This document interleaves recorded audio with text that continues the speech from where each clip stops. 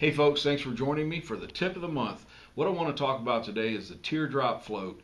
And anytime you're fishing in November, those fish are normally in the shallows, and I'm doing a lot of either shooting or flipping or casting where I'm actually throwing that out away from the boat. And once you figure out what depth those fish are at, a cork can help you keep that jig in the strike zone the whole time. I like using the teardrop float, and here's a couple hints on these. As you can see, that teardrop, it's actually got an oval shape.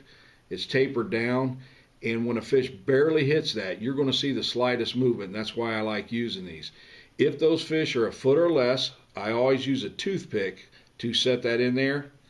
And you want to tear all but about that much of the toothpick off, because if you have a lot of wind, that line will tend to wrap around the toothpick and you'll have a mess.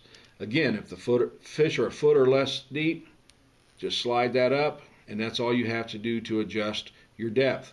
Now, if those fish are a little bit deeper, what I want to do is go to a slip system.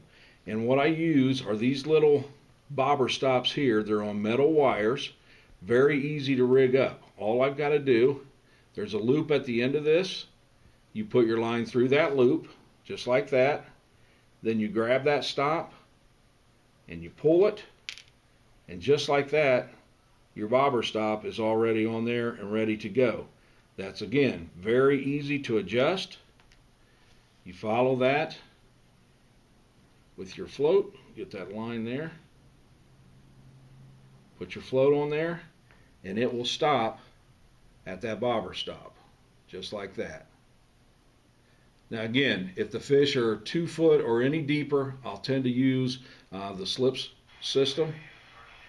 And one other hint, folks, when you're using these teardrop floats, anytime the bite is finicky, you want to use a float just barely big enough that'll hold up whatever size jig you're using.